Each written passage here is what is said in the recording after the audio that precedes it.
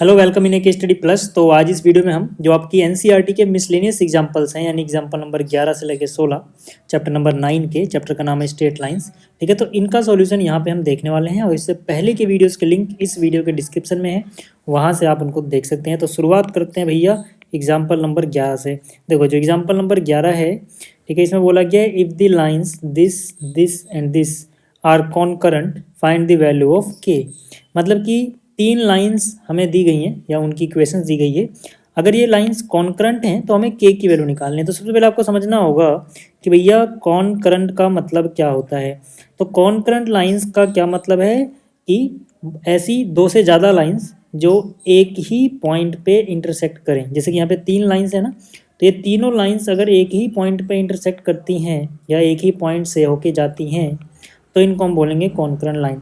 सबसे पहले मैंने लिख दिया कॉन्करेंट लाइन का मीनिंग क्या है। मैंने लिखा है three lines are concurrent means they pass through common point. ठीक है, यहाँ तक बात क्लियर हो गई। अच्छा, अब आगे चलते हैं। अब अगर ये कॉमन पॉइंट से पास होती हैं तो यहाँ पे कॉन्सेप्ट हम कैसे लगा सकते हैं। देखो, सीधी सी बात है, हम किन्हीं भी, ठीक है, दो लाइंस को सॉल्व करके उनका इंटरसेक्शन पॉइंट निकाल लेंगे। ठीक है, और फिर उसको तीसरी लाइन में सेटिस्फाई करा देंगे क्योंकि वो पॉइंट तीसरी लाइन में भी होगा। अब देखो, ये जो इक्वेशन है इसको मैंने बोल दिया इक्वेशन 1। ठीक है, यहाँ पर ये जो है इसको बोल दिया इक्वेशन 2, और जो थर्ड लाइन की इक्वेशन है इसको बोल दिया इक्वेशन 3।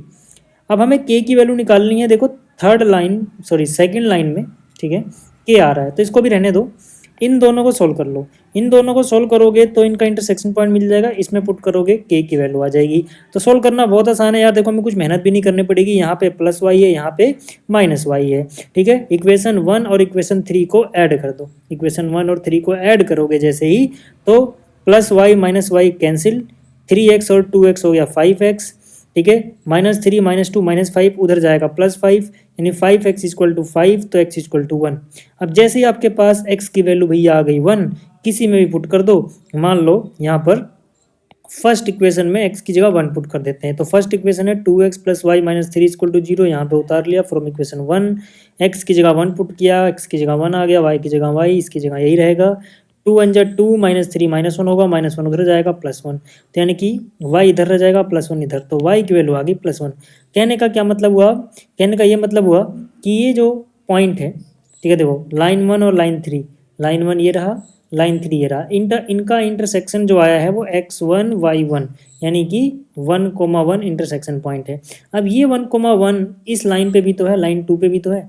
अभी हमने लाइन 2 को हाथ नहीं लगाया, तो इसको सेटिस्फाई करेगा।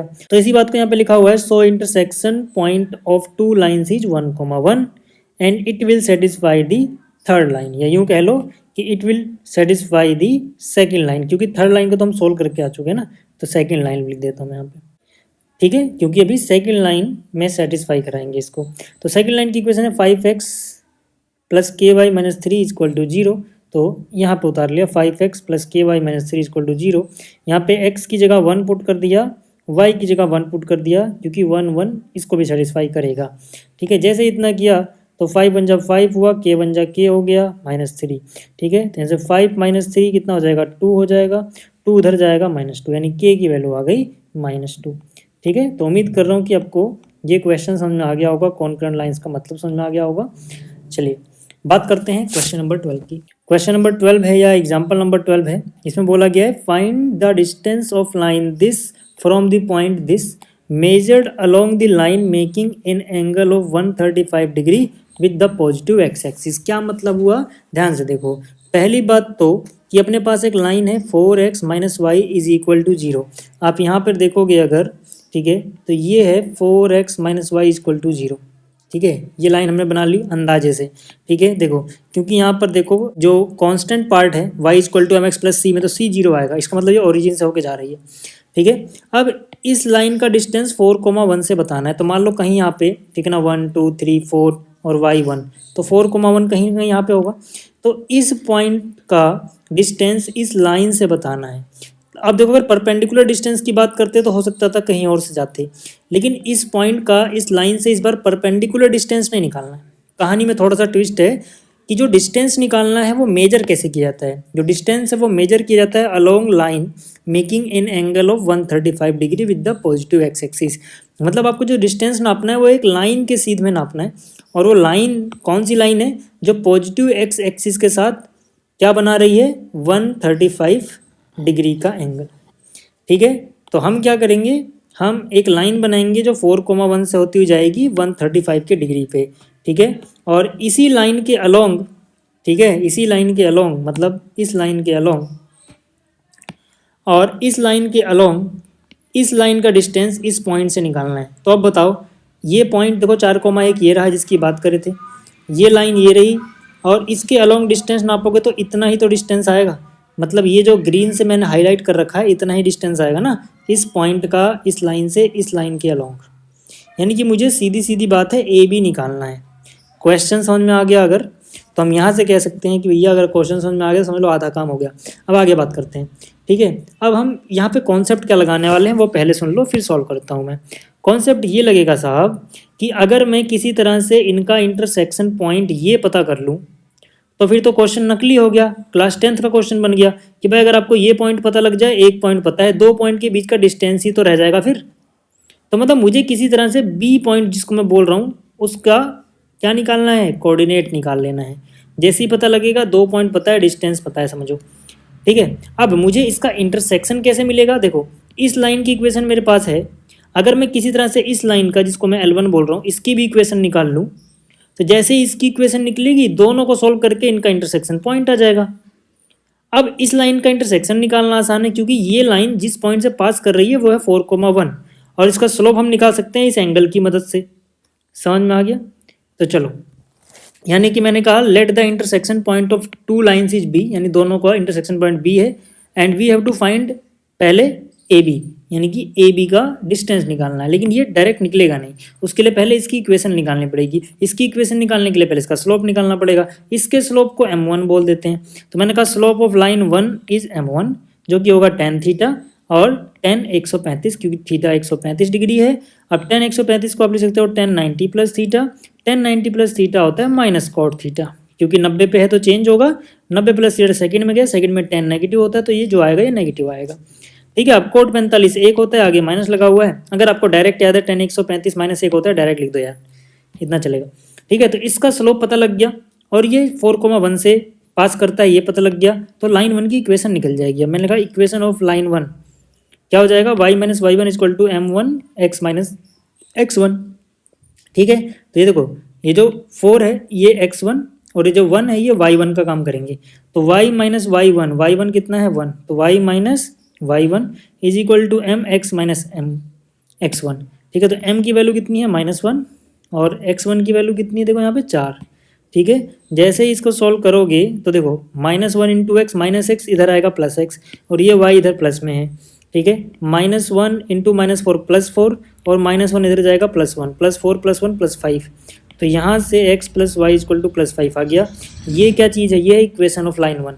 अब बताओ मुझे, अगर लाइन 1 की इक्वेशन पता लग गई और लाइन 2 की इक्वेशन ऑलरेडी दी गई थी, तो इन दोनों इक्वेशन को सोल्व करूंगा तो इनका कॉमन पॉइंट ही तो आता है। ठीक है, तो ये जो लाइन थी, ठीक है, अच्छा इसको ही मैंने लाइन 1 नहीं बोल दिया क्या, इसको लाइन 2 बोल देते हैं यार। ठीक है, तो यहाँ पे मैंने कहा ये इक्वेशन तो अभी हमने निकाल ली लाइन 1 की, 4x minus Y equal to 0 है, तो लाइन 2 की इक्वेशन दी गई है, दोनों को सोल्व कर लेते हैं। सोल्व करना भी ईजी है, फिर से प्लस वाई माइनस वाई सीधा सीधा कट गया, 4x और 1x 5x हो गया, 5 + 0 5 हो गया, तो 5x बराबर 5, यानी कि x की वैल्यू 1। अब x की वैल्यू जैसे ही पता लगी y निकल जाएगा, इसमें पुट कर दो।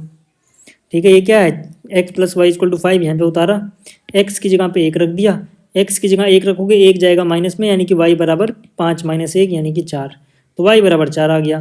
इंटरसेक्शन पॉइंट यानी कि x, y हो गया 1, 4। तो कहने का मतलब है जो b के कोऑर्डिनेट हो गए ये हो गए 1, 4। अब आपको b के कोऑर्डिनेट पता है 1, 4 और a पता है, तो यही डिस्टेंस हमें निकालना था, क्योंकि इसके अलोंग डिस्टेंस निकालना था, यानी 4,1 और 1,4 के बीच में डिस्टेंस निकालना है बस। ठीक है, वो मैंने ए और बी देखो यहाँ जानबूझ के बना दिया ताकि आपको बार बार ऊपर ना देखना पड़े, 4,1 1,4। ठीक है, तो मैंने लिखा कि भाई अगर इनका इंटरसेक्शन पॉइंट ये है तो भाई ए बी का जो डिस्टेंस हो जाएगा वो डिस्टेंस फॉर्मूला लगाओ। तो x2 - x1 का होल स्क्वायर यानी 4 - 1 का होल स्क्वायर, फिर 1 - 4 का होल स्क्वायर, 4 में से 1 गया 3 का स्क्वायर 9, 1 में से 4 गया -3 का स्क्वायर 9, 9 + 9 18, √18 होता है 3√2। ठीक है, ये हो गया। चलिए आगे चलते हैं क्वेश्चन नंबर 13 या एग्जाम्पल नंबर 13 की तरफ। इसमें क्या बोला गया है, इसमें कह रहा है कि assuming that straight lines work as the plane mirror for a point, find the image of this point in the line this. मतलब क्या है कि ये मान लेना है कि अपने पास समझो कोई लाइन है x - 3y + 4 = 0। मैंने मान लो इसकी रफ फिगर बना ली, वो ये रही। ठीक है, ये क्या है, x - 3y + 4 = 0। कहीं ना कहीं तो लाइन होती होगी भैया, तो ये बना लो यार, रफली तो बनाना है। ठीक है, और कहीं ना कहीं पॉइंट होता होगा 1,2। जस्ट इमेजिन कि मान लो ये पॉइंट ये रहा, ये पॉइंट क्या है 1,2। क्वेश्चन में ये बोला गया है कि अगर ये लाइन लाइन ना होके एक मिरर की तरह वर्क करे, मान लो ये पॉलिश सरफेस इधर है ना, चमकदार सतह की तरफ यहाँ पे एक पॉइंट है, तो इसकी इमेज कहीं ना कहीं यहाँ पर बनती हुई प्रतीत होगी। वर्चुअल इमेज बनेगी ना, प्लेन मिरर वर्चुअल इमेज बनाता है, पढ़ा होगा साइंस में। ठीक है, तो ये के अगर इस पॉइंट के कोऑर्डिनेट 1,2 है तो इसकी इमेज के, ठीक है ना, कोऑर्डिनेट क्या होंगे। तो मान लेते हैं यार इस पॉइंट की जो इमेज बनेगी उसके कोऑर्डिनेट होंगे h, k। ठीक है, अब आपको यहाँ पर थोड़ा साइंस समझनी पड़ेगी भैया। प्लेन मिरर जब इमेज बनाता है तो उसकी एक प्रॉपर्टी होती है कि ऑब्जेक्ट इसके सामने जितना डिस्टेंस पे होगा, इमेज उतना ही पीछे बनती हुई प्रतीत होती है। तो मतलब क्या है कि ये जो डिस्टेंस है और ये जो डिस्टेंस है ये बराबर होना चाहिए। इसका मतलब जो ये पॉइंट P है ये इस AB का मिड पॉइंट होना चाहिए। पहली बात तो ये क्लियर होना चाहिए कि ये मिड पॉइंट क्यों होगा। ठीक है, यानी कि ये डिस्टेंस ये P, ठीक है, बराबर है AP = BP, यानी P इज मिड पॉइंट है। तो ये मत पूछना कि मैंने ये क्यों लिखा कि P will be mid point of AB। ठीक है, ये समझ में आ गया कि P जो है वो मिड पॉइंट क्यों है, थोड़ी साइंस लग रही है। दूसरी बात मैंने एक और चीज़ लिखी है यहाँ पे, अगर आप ध्यान दो कि मैंने यहाँ 90 का सिंबल बना रखा है, मतलब ये परपेंडिकुलर है, इसका सिंबल बना रखा है। क्वेश्चन में कहीं नहीं बोला परपेंडिकुलर है, तो मैं क्यों बना रहा हूँ, इसलिए बना रहा हूँ सर क्योंकि ये जो प्लेन मिरर है इसके जस्ट सामने आप खड़े होगे तो बिल्कुल इसके सीध में यहाँ पर बनती है इमेज, यानी कि ये बिल्कुल 90 डिग्री होगा ये और ये। ठीक है, ये मिरर की प्रॉपर्टी है। यहाँ पे साइंस को एक्सप्लेन नहीं करना है। अब भाई प्लेन मिरर होगा ऐसे, इसके सामने अगर यहाँ पे कोई खड़े होगे तो मुझे बताओ कि इसकी इमेज इसके जस्ट अपोजिट यहाँ बनेगी कि यहाँ बनेगी, है ना, यहाँ तो नहीं बनेगी ना। तो यानी ये एंगल कुछ और नहीं हो सकता, ये 90 डिग्री ही होगा। मतलब कि अगर ये प्लेन मिरर है, इसके सामने आप खड़े हो जाओगे तो बिल्कुल 90 डिग्री की सीध में ही आपकी इमेज बनेगी यहाँ पर। ये प्रॉपर्टी है भैया प्लेन मिरर की। तो इसीलिए ए बी जो है वो परपेंडिकुलर होगा। ठीक है ना, ए बी मतलब ये परपेंडिकुलर होगा इस लाइन के, इसको मैं लाइन बोल रहा हूँ बार बार। क्लियर होगी बात? अच्छा, ये समझ में आ गया। ठीक है, दो बातें क्लियर हो गई ना कि पी जो है वो इसका मिड पॉइंट क्यों है और ये वाला डिस्टेंस इसके बराबर क्यों है। ठीक है, अब आगे चलते हैं। ऊपर तो बस फॉर्मेलिटी के लिखा है मैंने कि let mirror image of 1,2 in this line is h, k, यानी इस लाइन में जो इसकी मिरर इमेज है वो h, k। चलो अब आगे चलते हैं। अब हम यहाँ पे कॉन्सेप्ट क्या क्या लगा सकते हैं। देखो, जब कॉन्सेप्ट यहाँ लगाने की बात हो रही है, आपको सिर्फ इतना करना है कि अगर h, k आपको चाहिए तो h, k से रिलेटेड दो इक्वेशन बनाओ, क्योंकि दो वेरिएबल हैं तो दो इक्वेशन बनाओ, दोनों को सोल्व करो, हो गया काम यार।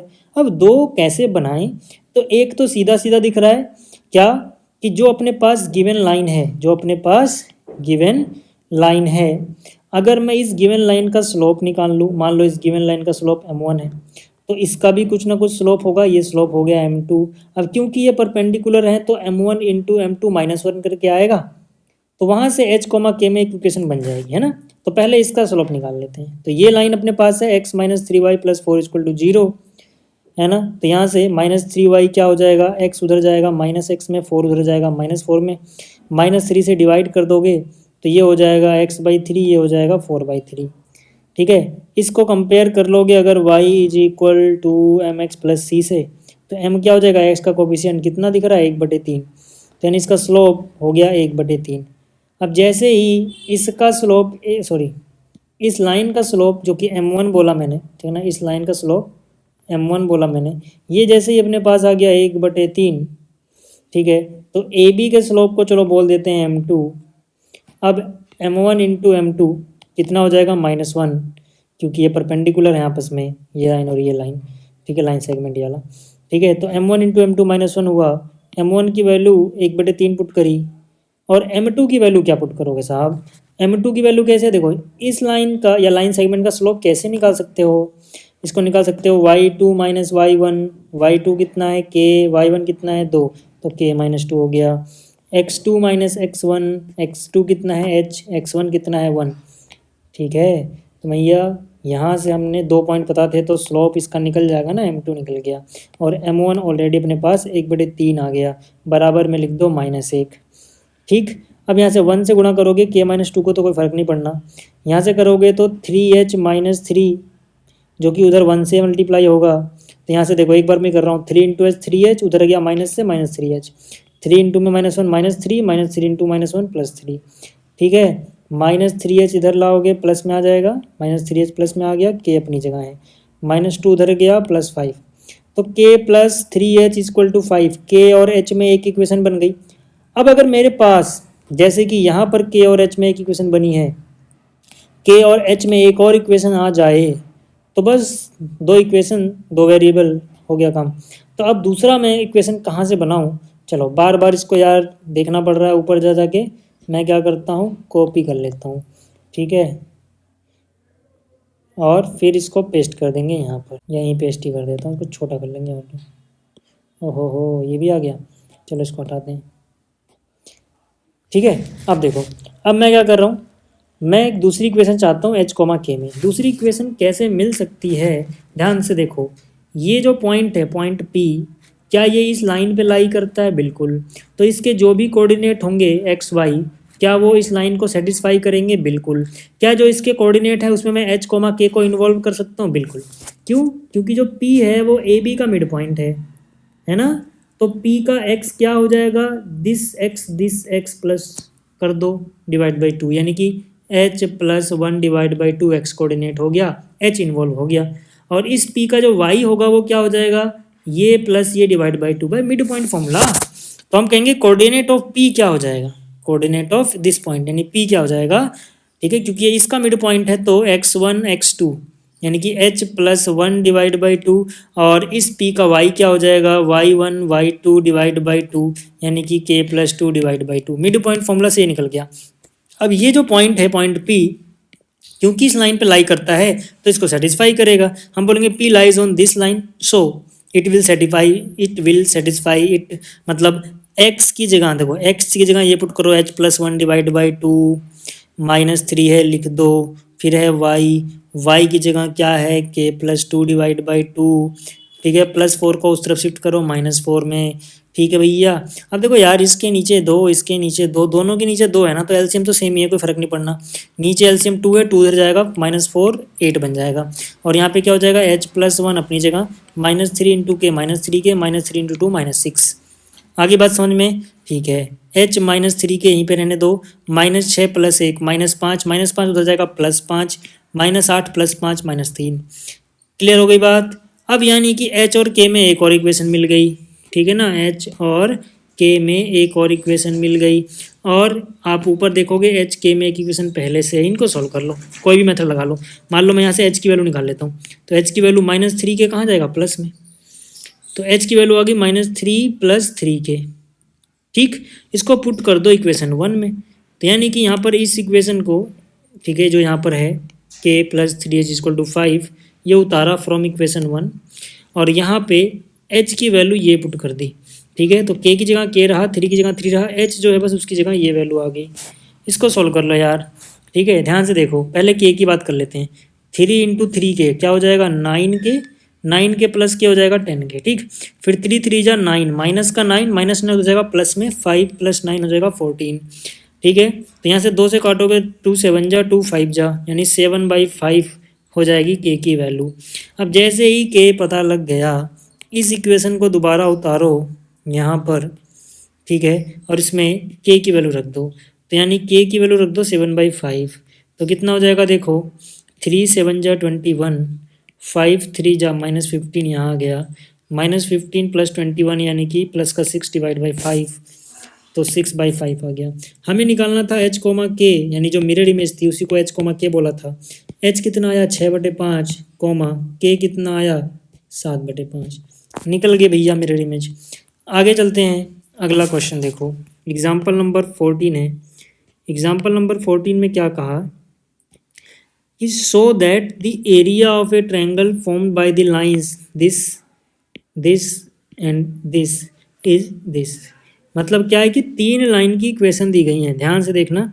पहली लाइन ये रही y equal to m1x plus c1, ठीक है।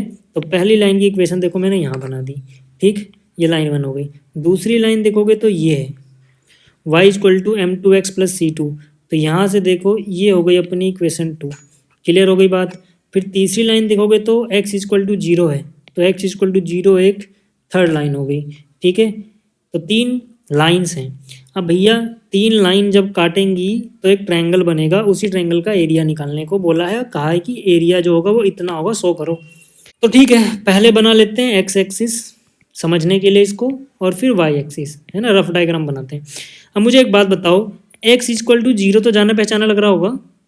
एक्स इक्वल टू 0 मतलब क्या, वाई एक्सिस की इक्वेशन, वाई एक्सिस पे एक्स 0 होता है, यानी कि जो एक्स इक्वल टू 0 है, थर्ड लाइन की जो बात कर रहे हैं, ये असलियत में वाई एक्सिस ही है, ये असलियत में वाई एक्सिस ही है। सारी लाइन मैंने ग्रीन से बनाई है, तो चाहो तो इसको भी मैं ग्रीन से ही बना देता हूँ, ठीक है। क्लियर हो गई बात। तो ये तो x equal to 0 y axis ही आ गया, चलो एक लाइन हो गई।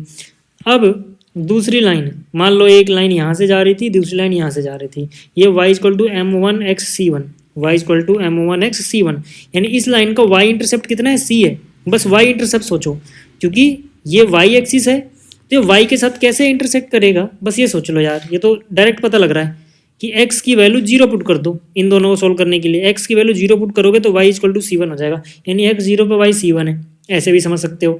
या फिर y equal to mx plus c वाली फॉर्म है, तो ये c इंटरसेप्ट होगा, ये भी समझ सकते हो, ठीक है। तो यानी कि ये लाइन, ठीक है, y एक्सिस पे x 0 होगा और y को कहाँ काटेगी, c1 इंटरसेप्ट पे।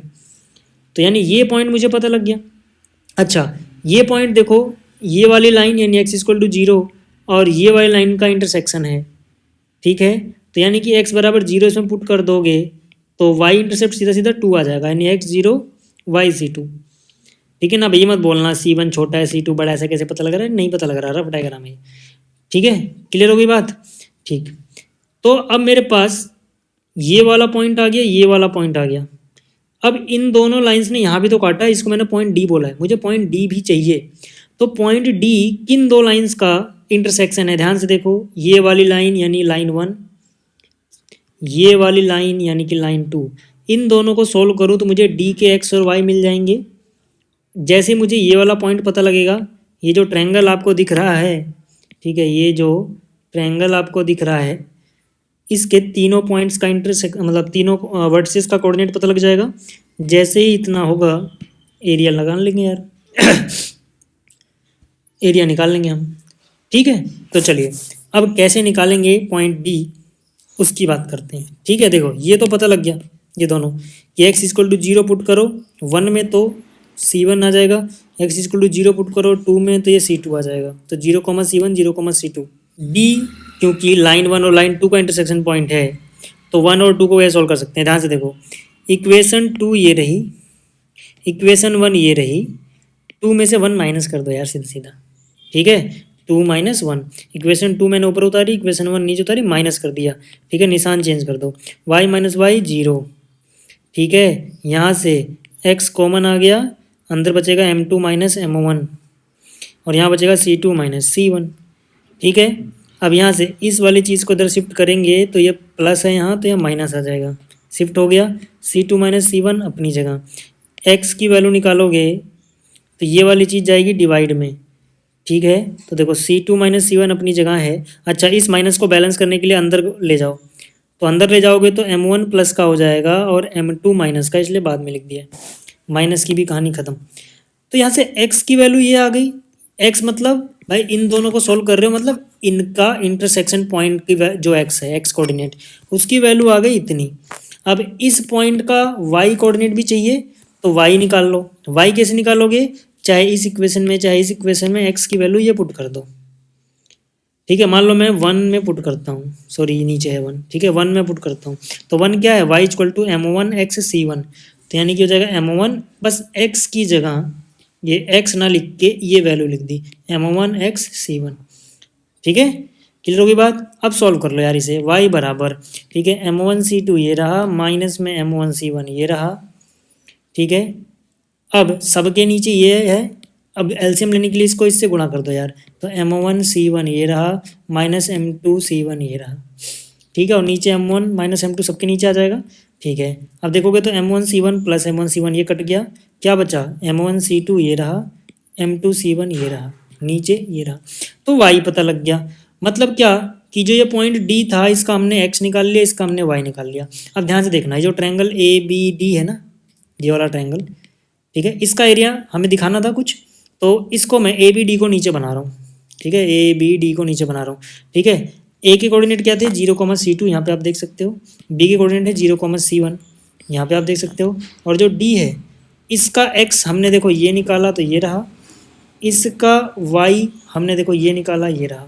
अब मुझे ट्रायंगल के तीनों कोऑर्डिनेट पता हैं, इसको कंपेयर कर लो x1 y1, इसको कंपेयर कर लो x2, इसको कंपेयर कर लो x1 y1, इसको x2 y2, इसको x3 y3। ट्रायंगल का ये फॉर्मूला हमें एरिया का पता ही है। ठीक है, जिसको ये फॉर्मूला याद नहीं होता एरिया का, मैंने ट्रिक भी बताया था कि आपको कुछ नहीं करना होता, 1/2 लिखना होता है भैया। ठीक है, x1 लिखा ब्रैकेट बना के छोड़ दिया, x2 लिखा ब्रैकेट बना के छोड़ दिया, x3 लिखा ब्रैकेट बना के छोड़ दिया। जिसको याद नहीं है उसके लिए बता रहा हूँ। ठीक है, हर ब्रैकेट में y माइनस वाई लिख दो। ठीक है, यहाँ पे क्या है 1 से शुरू है, तो 1 के बाद क्या आता है 2, तो 2 से शुरू करो। यहाँ पे लिख दो कहीं 1 2 3, शुरुआत कहाँ से करनी है 2 से, 2 के बाद क्या आता है 3, यानी कि 2 3, फिर 3 से घूम के शुरू में आ गया होगा 3 1, तो यहाँ पे 3 1, फिर 1 से आगे जाओगे 1 2, तो 1 2, ये फॉर्मूला तैयार। ठीक है, तो मतलब ये फॉर्मूला याद करने में कोई ऐसी परेशानी नहीं होने वाली। चलो यार अब करते हैं। ठीक है, देखो करते हैं 1/2 हुआ, इसको कंपेयर करना है x1 y1 से, इसको कंपेयर करना है x2 y2 से। तो यार x1 0 है ना, तो x1 0 है तो ये कुछ भी हो गुणा करके 0 आएगा, क्यों मेहनत करें, सीधा 0 लिखो। फिर x2 की वैल्यू भी 0 है, तो यहाँ कुछ भी रहा हो ये 0 ही आएगा, मेहनत यहाँ करनी है। x3 इसको कंपेयर करना है x3 से, x3 तो x3 कितना है साहब, x3 ये रहा c2 minus c1 divide by m1 m2, ये लिख दिया x3, ये x3 की वैल्यू है। ठीक है, फिर ब्रैकेट में क्या है y1 माइनस y2, तो y1 कितना है c1, y2 कितना है c2। ठीक है, देखो ठीक है, देखो जैसे ही इतना रखा, अब आप देखोगे कि जो हमें प्रूव करना था उसमें क्या है c1 माइनस c2 का होल स्क्वायर है। ठीक है, हमने क्या देखा यहाँ c1 माइनस c2 है, लेकिन यहाँ c2 माइनस c1 हम आ गए, ये तो गड़बड़ी हो गई। ऊपर नीचे -1 से गुणा कर दो यार। चलो मैं एक स्टेप मैंने डायरेक्ट लिख दिया, मैं अगला स्टेप करके दिखाता हूँ। ठीक है, इसके बाद देखो क्या हो जाएगा 1/2। ठीक है, यहाँ पर -1 से ऊपर -1 से नीचे गुणा कर सकते हो ना। ठीक है, तो ये क्या हो जाएगा, ये हो जाएगा ब्रैकेट में c1 minus c2 divide by m2 minus m1, इतना तो कर सकते हो। और यहाँ पे क्या है c1 माइनस c2। अब देखो ऊपर क्या हो गया, ऊपर तो c1 माइनस c2 का होल स्क्वायर हो गया, नीचे क्या बचा है m2 माइनस m1। अब देखो होल स्क्वायर जो है ये तो नेगेटिव नहीं होगा, इसको तो मोड लगाने की जरूरत नहीं है, यहाँ मोड लगा दो।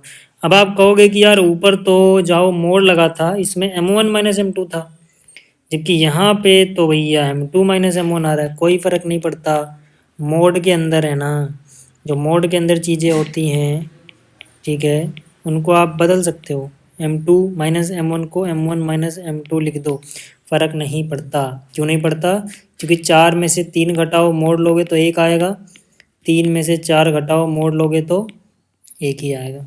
ठीक है, तो 4 माइनस 3 को 3 माइनस 4 मोड के अंदर लिखा जा सकता है। ठीक है, यही हमें प्रूव करना था, हो गया प्रूफ। ठीक है, चलिए आगे चलते हैं। अगला क्वेश्चन, अगला क्वेश्चन थोड़ा भयानक सा कैलकुलेशन में, बट हो जाएगा। Example number 15। ठीक है, इसमें कह रहा है a line is such that its segment between the lines this and this is bisected at point 1,5 obtain its equation. ठीक है, अब क्या है कि एनसीईआरटी में जो इसकी फिगर है बड़ी तामझाम करके बना रखी है, हालांकि वो ठीक है, उन्होंने ज़्यादा समझाने की कोशिश करी है, बट हमें यार बिल्कुल फेयर फिगर बनने की जरूरत थोड़ी है, हम तो रफली बना लेंगे, बस मतलब समझ में आना चाहिए। मतलब ये है कि दो लाइन्स है, देखो एक लाइन है 5x माइनस वाई प्लस 4 बराबर 0, ये रही।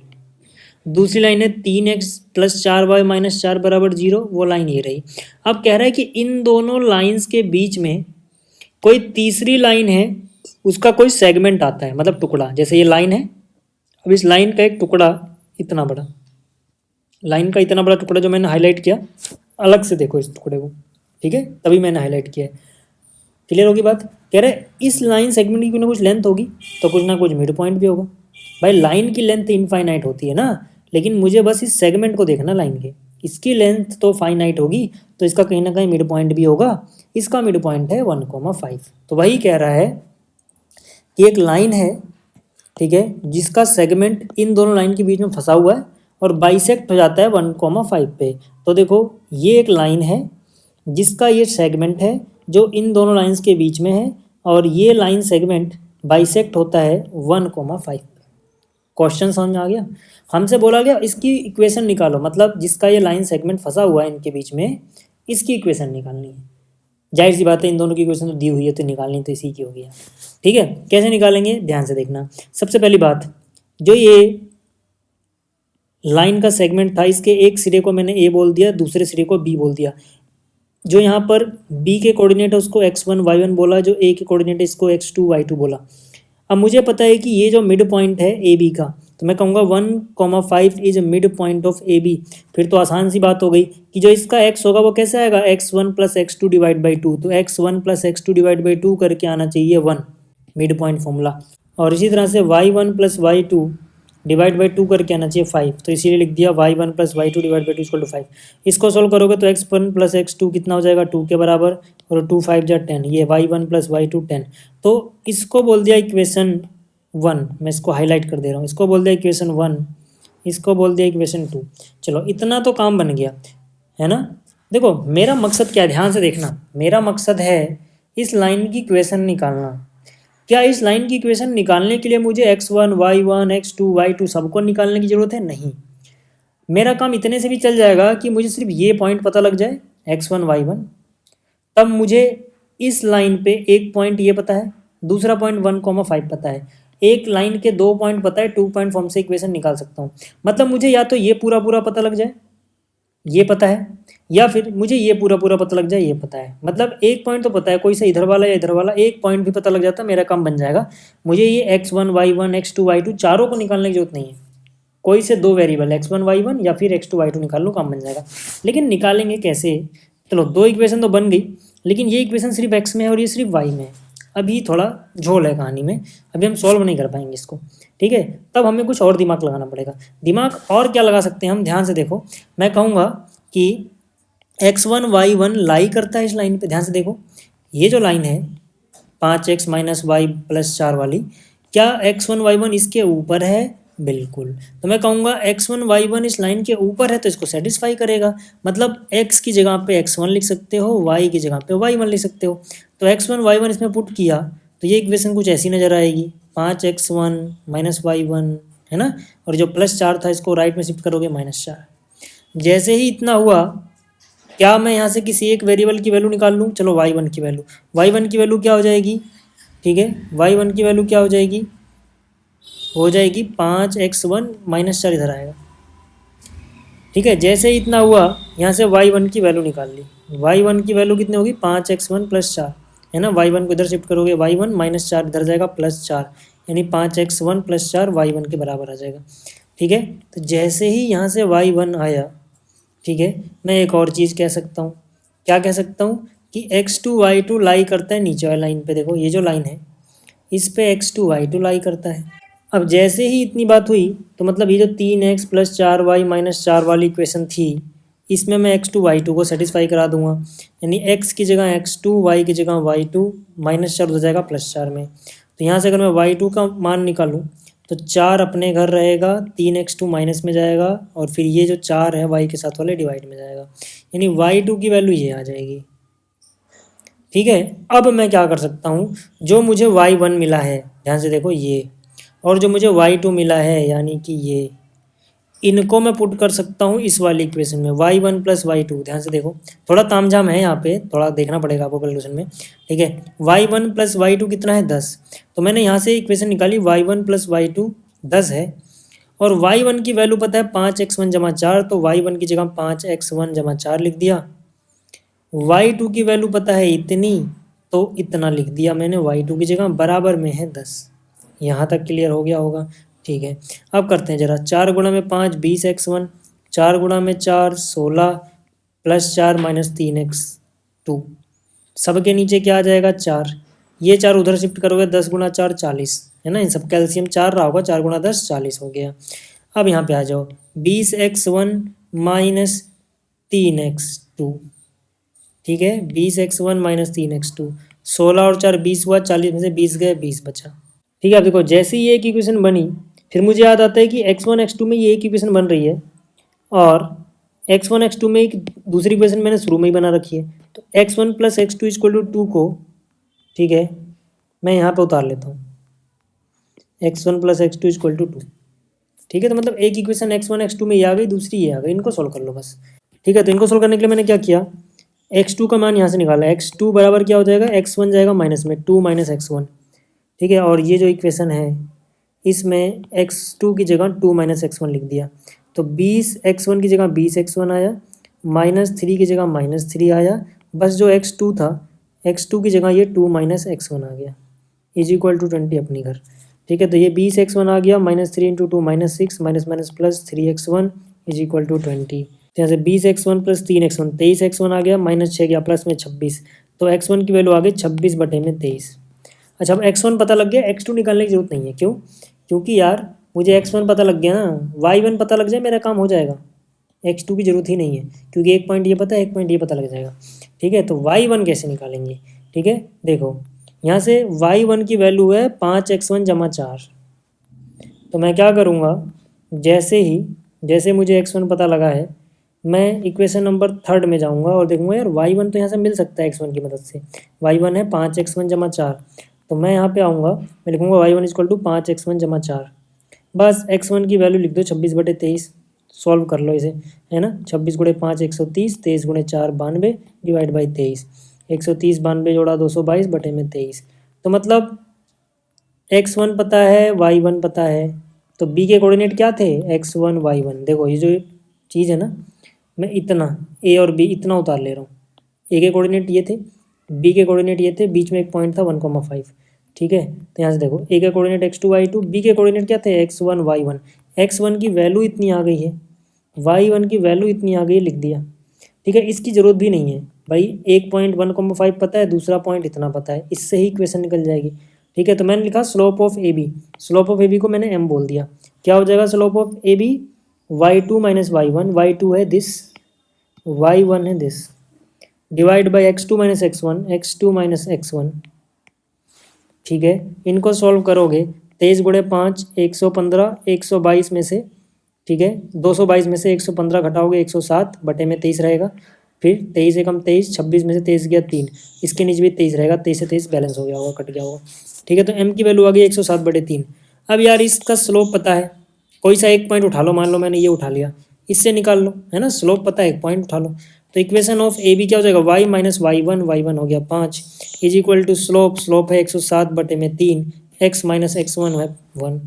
ठीक है, तो इसको सॉल्व कर लो यार, 3 गुणा y 3y, 3 into -5 -15, 107 into x 107x, 107 into 1 107 minus का। ठीक है, तो 3y इधर लेके आओगे तो 107 प्लस माइनस में 3y आएगा, प्लस में था तो। ठीक है, इन दोनों को सॉल्व करोगे कितना हो जाएगा, इसको इधर लेके आओगे तो प्लस का 15 यानी कि -92 बच जाएगा, तो ये हो गई इक्वेशन। अब देखो जो एग्जाम्पल नंबर 16 है इसकी बात करते हैं, बहुत ही मज़ेदार एग्जाम्पल है ये। इसमें बोला गया show that path of a moving point such that its distance from two lines, this line and this line are equal is a straight line.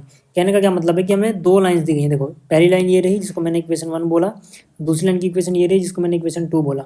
अब क्या है, ये रहा है ये, जस्ट इमेजिन कि ये पहली लाइन है, ठीक है, मान लो ये पहली लाइन है, ये कौन सी लाइन है, ये है लाइन 1। ठीक है, अब यहाँ पे मान लो, ठीक है, कि ये कोई दूसरी लाइन है, ठीक है, मैं रफ फिगर बना रहा हूँ, इतनी परफेक्ट नहीं बनेगी, ठीक है, ये दूसरी लाइन है लाइन 2। अब ये क्या रहा है, क्या है, ये रहा है कि मान लो एक पॉइंट है, इस पॉइंट का डिस्टेंस इस लाइन से, डिस्टेंस मतलब परपेंडिकुलर डिस्टेंस, और इस लाइन से बराबर आता है।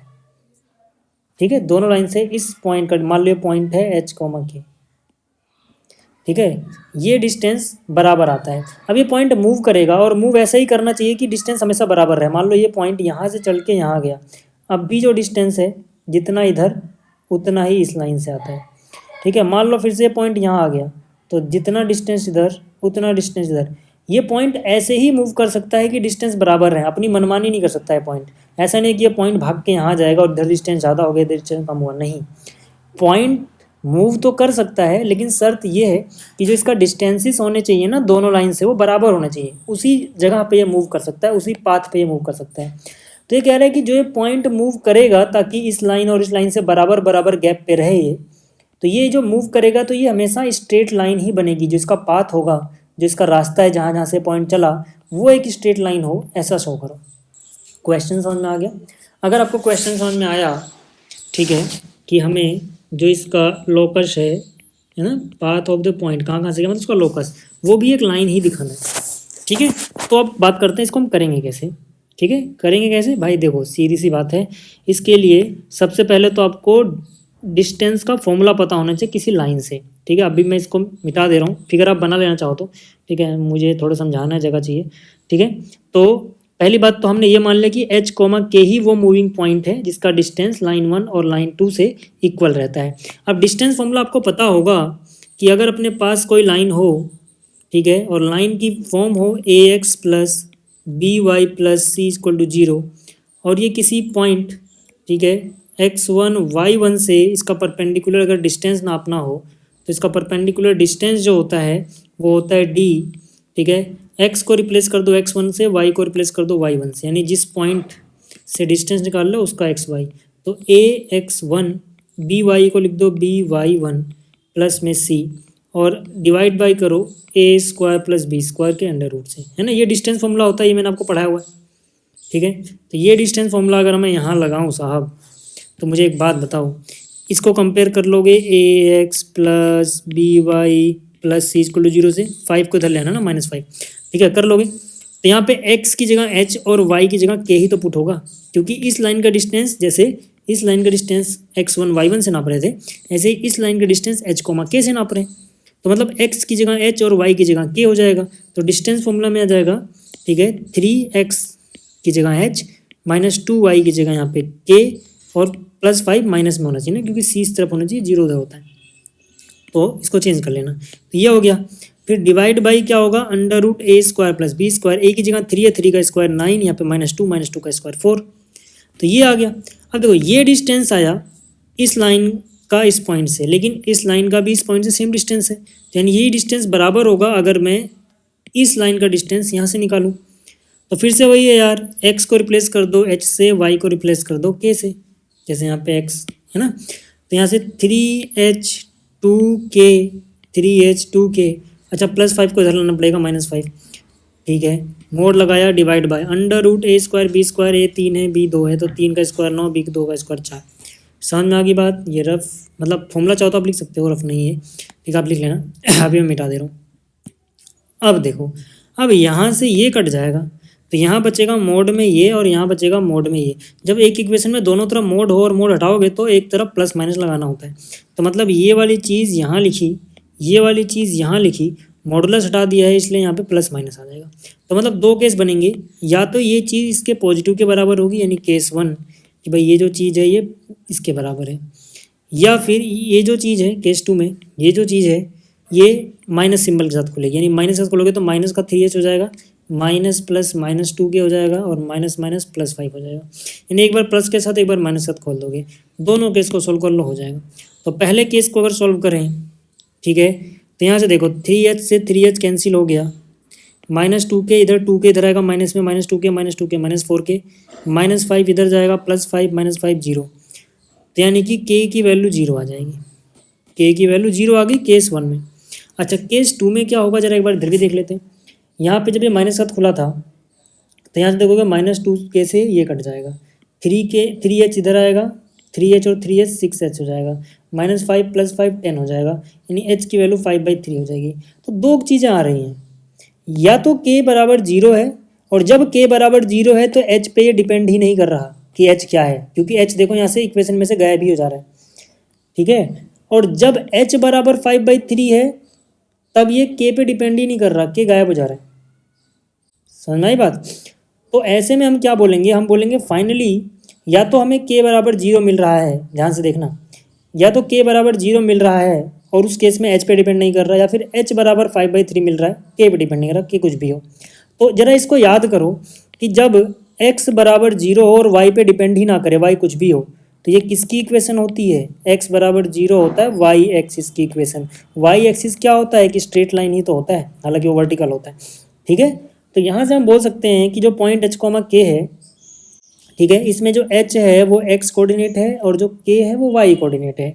k इज y कोऑर्डिनेट, तो मैंने लिखा है इस पॉइंट में h जो है वो x कोऑर्डिनेट है और k y कोऑर्डिनेट है। केस 1 की बात करो, केस 2 को भूल जाओ।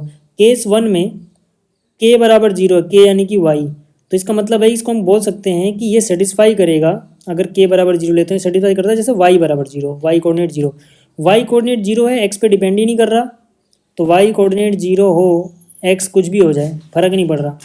तो इसका मतलब ये किसकी इक्वेशन है? एक्स एक्सिस की इक्वेशन है ना। y बराबर 0 किसकी इक्वेशन है? एक्स एक्सिस की। एक्स एक्सिस क्या होता है? एक्स एक्सिस भी तो एक स्ट्रेट लाइन ही होता है, यानी कि ये एक स्ट्रेट लाइन की इक्वेशन है। तो केस 1 में भी एक स्ट्रेट लाइन आ गई। अच्छा, केस 2 में देखो, केस 2 में h समथिंग आ रहा है, k पे डिपेंड ही नहीं कर रहा। h क्या चीज़ है साहब? h है x, ठीक है। तो मतलब यहाँ पे x कोऑर्डिनेट तो कुछ है कांस्टेंट, y कुछ भी हो फर्क नहीं पड़ रहा। तो आप मुझे बताओ, जब x is equal to something है तो ये भी तो एक स्ट्रेट लाइन ही होगी। x is equal to something का मतलब क्या होता है? एक ऐसी लाइन जो y एक्सिस के पैरेलल है ना। जैसे अगर बनाओगे एक्स वाई, मान लो यहाँ पे 5/3 है, तो x इक्वल टू 5/3 इस लाइन पे तो आएगा, ये हो जाएगा x इक्वल टू 5/3 वाई के पैरेलल आएगी, तो एक स्ट्रेट लाइन ही। यानी केस 1 में भी एक स्ट्रेट लाइन आ रहा है, केस 2 में भी एक स्ट्रेट लाइन आ रहा है। तो इसका मतलब जो पॉइंट है, इसका पाथ जो होगा वो एक स्ट्रेट लाइन ही होगा। ठीक है, तो उम्मीद करता हूँ कि आपको ये सारे सवाल समझ में आए होंगे। जल्दी मिलेंगे अगली वीडियो में। इस वीडियो को देखने के लिए धन्यवाद।